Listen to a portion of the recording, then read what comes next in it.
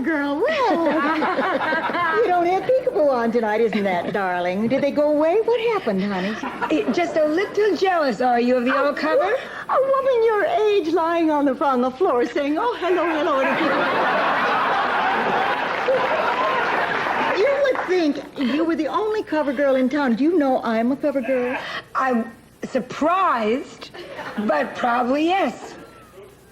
Oh, and if you there you are. If you dare say, who's that other man on the cover, I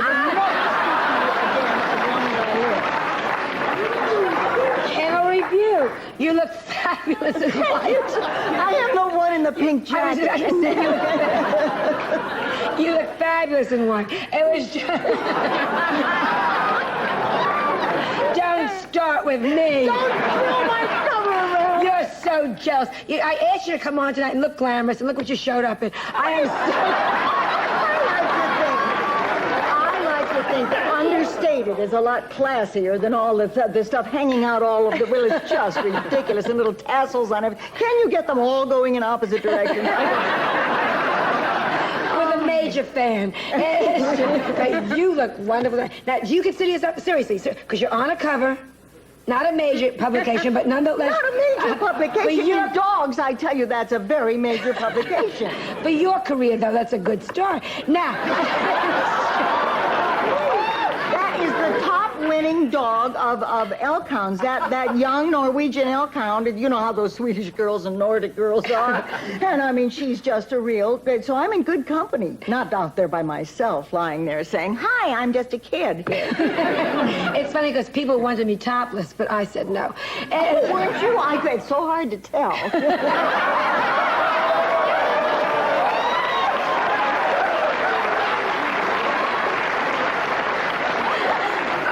It should be funny on a date if you ever have one. Listen, I don't find a G-spot hard to find at all. It's a cinch. I mean, any guy that touches me, I say, oh, gee. Now, you date a lot. What do you consider? Oh. I do. Every time I see you at restaurants. I see you out with very good-looking men, very sophisticated. Most of them are the waiters and the captains. No. What do you consider? First of all, do you consider yourself, seriously, I'm all serious, do you consider yourself glamorous? You mean seriously? Well, not serious. No, but I mean, you want a straight answer to yes. that? Well, glamorous, I think understatement. I think a little class goes a long way, honey. And I will try to... You tried to help Susan. Poor baby. And I could help you if I could. I think a little understatement. I think just sort of... Where once in a while, just shut the flannel mouth and smile mysteriously. Be mysterious. Yeah, that's very hard. Oh, I know. Do you, on a date, do you shut up? Do you let the man take over? Yes, until we get in the car. And then everything starts. I remember just until the door slams, I think I'm going to be very quiet tonight and smile. And he'll wonder what I'm thinking, and then pretty soon I'm saying, and another thing that happened today, the dog ran across it doesn't work. What about in restaurants? You let men order for you in restaurants? Yes. I went, for 6 months, I went with a fellow that ordered, every meal that we had, he ordered. And I only found one thing I didn't like, and that was fried crabs, fried spiders, those soft shells. But that was the only thing. And otherwise than that, I'd have been ordering filet forever. So you like to be like so you like to be, well, Susan said too, she'd like a man to like be macho and take her off somewhere. Would you like that, to be hand-picked by a man and that's it? Sounds good to me. Why not? Sure. No, I like to be babied. I was spoiled for 18 years, almost 18 years, and I like it. I like it a lot. And I mean, I'm amenable to suggestions, and I'm not too old to change, and I'm clean and neat around the house.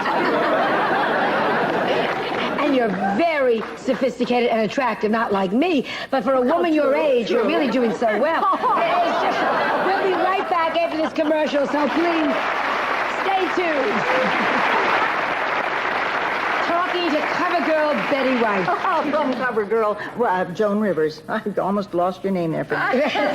Well, we'll just keep reminding you. Just watch the show. Let me ask you, because you were going out now on your date. What happens when a man makes a pass at you and you don't want it? Say it again. I just like to hear it. When you go out on a date And he makes a pass. Yes. Well, I wag my tail and I lick his hand a lot. And no, he doesn't do that. I usually make him, if it's somebody I really don't want to make the pass. Yes. Well, if you make a joke, and pretty soon the heavy breathing slows down and he stops, and it kind of loses the moment if you laugh him out of it, kind of. Because now with dating with you, it's so. What turns you on, turns you off with a man? Turns me on almost anything. No, I like a man with a sense of humor. I really like a man with a sense of humor, and somebody who doesn't have a sense of humor about himself turns me on. Yeah. Or the guys that come on with down to the bare chest, down to here, and then all the gold chains, and this must be in because I saw it in the last catalog. Yeah. That doesn't do a thing for me. What about you, Susan? What traits turn you on? What traits turn you off? Well, I absolutely a sense of humor. I've got to. Turns you off. Turns me on. Definitely turns me on. I love a man that has a sense of humor about life and about himself, like Betty said, and someone who's very secure in who he is. That really turns me on. That it doesn't matter what other people do or say. He's secure with who he is. He's not intimidated. What turns me off? Just the opposite. Just the opposite. What about you, David? What turns me off is I don't like when someone says you're cute. You're so cute. Yeah, that's what turns me on. See, I don't like when you have sort of bent over backwards to perform more sexual positions than Julia Child does with a chicken. And when you're finished, someone looks at you and goes, oh, well, that's cute. I don't like that. Cute is what turns me off the most. And what turns you on as a man? Everything else. All right. Tell us about your work with Doris Day, because I promised that I would mention that you're working with Doris Day and the pets. I'm not working with Doris. Doris lives up in Carmel, and I have a house up in Carmel, and now Doris is animal-oriented. Yes. Oh. And Doris and I had lunch, finally, after threatening to do this for 2 years, Doris and I had lunch at the Pebble Beach Lodge, and we talked and talked and talked. It was about 2:30 in the afternoon. We were the only people left in the room, except a couple over in the corner, this broad with this lady with the tall leopard hat, and Doris, there was a little kitty went by, and so Doris went ripping out to pet the kitty, and as soon as Doris got back, I went ripping out to pet the kitty. Well, we got back, and this woman took off on us. She said, do you know, if you encourage those cats, why, they'll be in the room with you. Well, how would you like that? Doris said, I'd love it. It'd be wonderful. And she said, well, we had 22 cats on our property in Sacramento, and Jack here shot them all. Doris says, who shot your hat?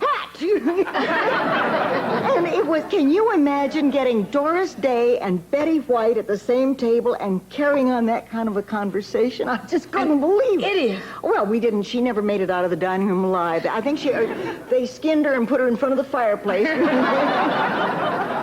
When did you start working with pets? When did you start working with animals? In the womb. I really was, long before I was born. My folks were the same way. I just finished a book, and I'm so excited. It's about the human companion-animal bond, and it'll be out in October, and I've been working my tail off. Everybody says, how come animals? Why not people? And the whole book is about how you can't separate them, the things that animals do for us. And I love dogs. They're not my best friends, though. No. I cannot be best friends with someone that drinks out of a toilet. I mean, that comes over to you. No! Shake paws. They're awful dancers. That's right. No, I can see your point, right? Isn't it Shelley Winters who says, never have anything that eats? Never have anything that eats. Children, dogs, whatever. I almost did, but I'm never going to do them again. I almost did Elizabeth Taylor joke, but I just controlled myself. That's all. You see, now... No more. My last Elizabeth Taylor joke ever. Mosquitoes look at her and go, buffet! And that's it. No more.